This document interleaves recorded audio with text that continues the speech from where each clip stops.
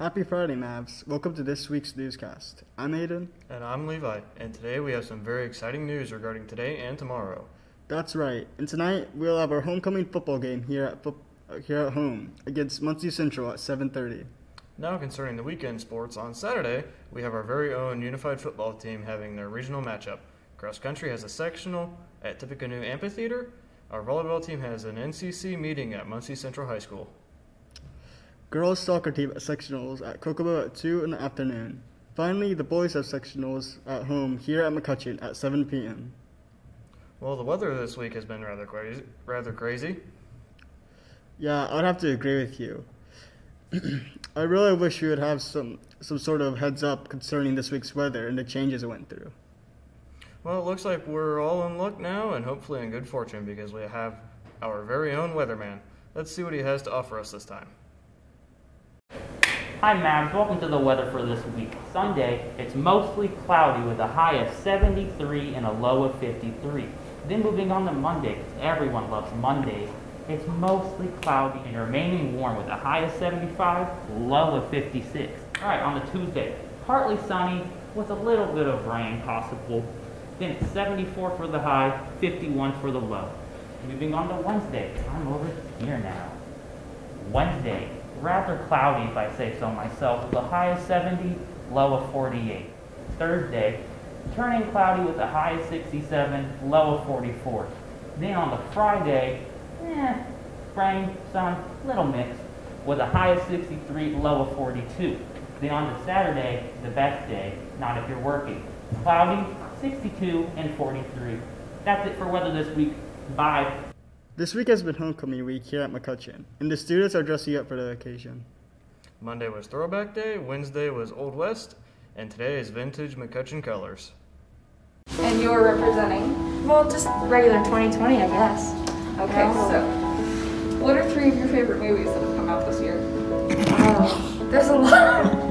There's a lot. So, what are you wearing today to be Western? Denim. That is a lot of denim. What is your favorite Wild West outlaw? Jesse James. Do you know what Jesse James' real first name is? I'm guessing Jesse. It's Frank. It's Frank James. So, what are you wearing today to be Western? Well, I've got my cowboy hat that has the school colors, of course, and then my vest, and my prairie shirt, and of course jeans and boots. So, what is your favorite Wild West outlaw? Jesse James. Okay. We have a question about Jesse James.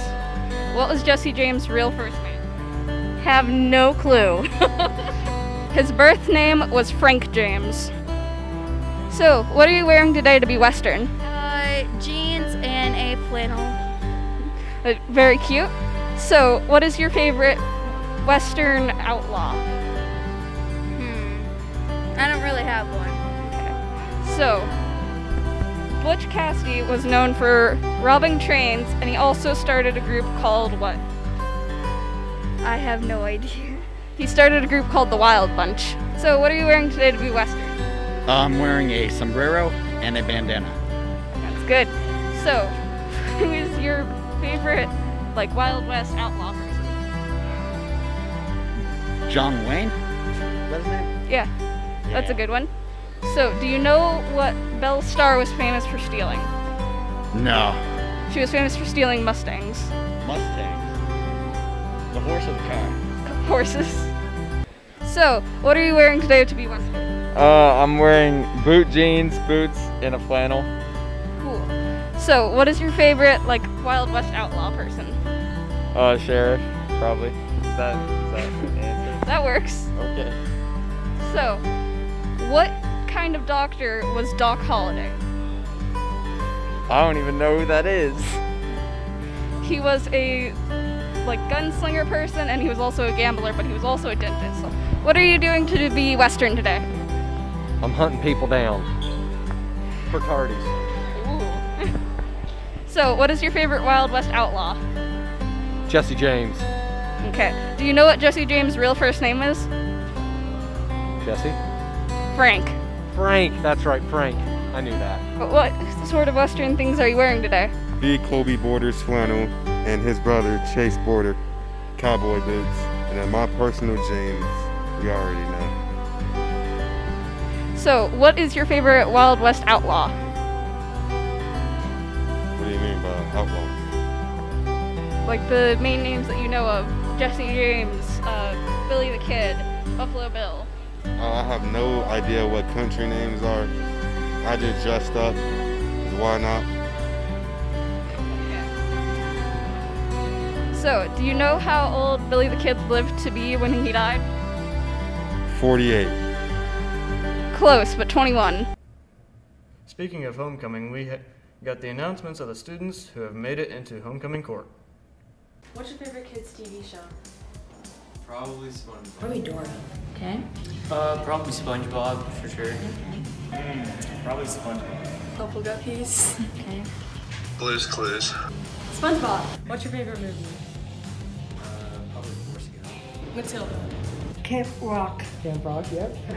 Can you show us your best dance move? Oh. Hey, okay. Hey. I know that. Are you Team Starbucks or Team Dunkin'? Starbucks. I'm definitely more Team Dunkin'. How excited are you that you got voted onto homecoming court? I'm excited. Very excited. Pretty excited. excited. Pretty nice. Pretty nice. Really? Yeah. Yeah. I'm very excited. Really? That's right. Thank you. Happy. Are you happy? Super excited. I'm happy. It's super excited. Oh, I'm so excited. I'm pretty excited. I'm not trying to be cocky or anything, but I definitely expected to be on there, so I'm not surprised, but I am grateful I am on the court, so. Congratulations. Congratulations. Everyone has heard of, are you smarter than a 6th grader? Well, we're switching the roles in. Are you smarter than a teacher? I wonder who is smarter, the teacher or the student?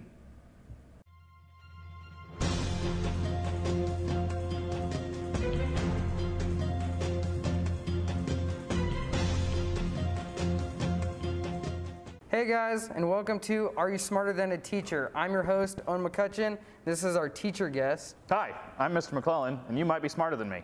And this is our student guest. I'm Gavin Tucker. I'm a senior this year, grade 12, and I'll be answering some trivia questions. All right, let's get started. First question, what year was the very first iPhone released? A, 2002, B, 2006, C, 2007, and D, 2009. You have 1 minute. Very first model of the iPhone. I know I was alive and breathing and thinking, so I'm going to say 2000 and, well, I'll put it here. All right, reveal your answer. 2006. 2006. The answer is C. That was 2007. Aw, close enough. All right. Next question. How many parts, screws and bolts included, does the average car have? A, 50,000, B, 30,000, C, 100,000, or D, 12,000? I'm going to say... All right, show your answer. D, 12,000. Correct answer is B. Number 3. Which bone are babies born without? A, the nasal bone, B, the knuckles, C, the funny bone, or D, kneecaps? Kneecaps. Yeah. All right, the answer is D, it's kneecaps. Haha. All right. Now this one is the tiebreaker. Approximately how many windows are in New York City? A, 1 trillion, B, 250 million, C, 1.5 million, or D, 675 million? I'm going to say 675 million. D. All right. Correct answer was B. Ah. It is 250 million. Oh, so close.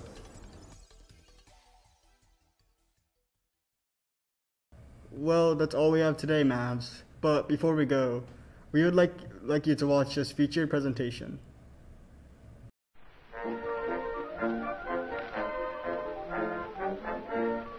July 28th, 1914, World War I begins.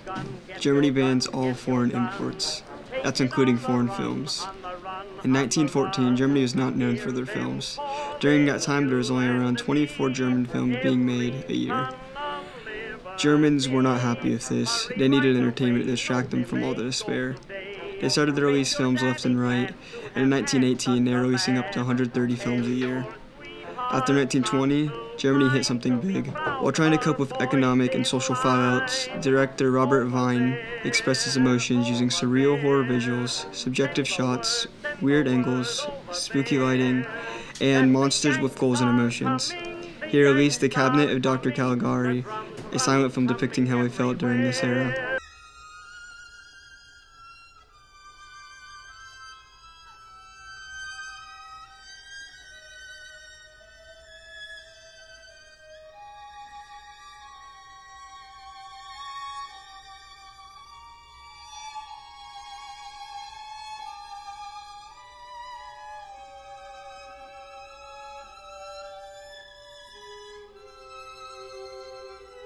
People dub this era German Expressionism, and often say it invented the modern-day horror film. Everything about Dr. Caligari's style made it stand out. Painted on canvas backdrops are weirdly distorted, with narrow streets and misshapen walls. Film critic Roger Ebert said it's arguably the first true horror film. They used monsters to depict a fractured society trying to mourn its dead, while dealing with the joys and pressure of modern life.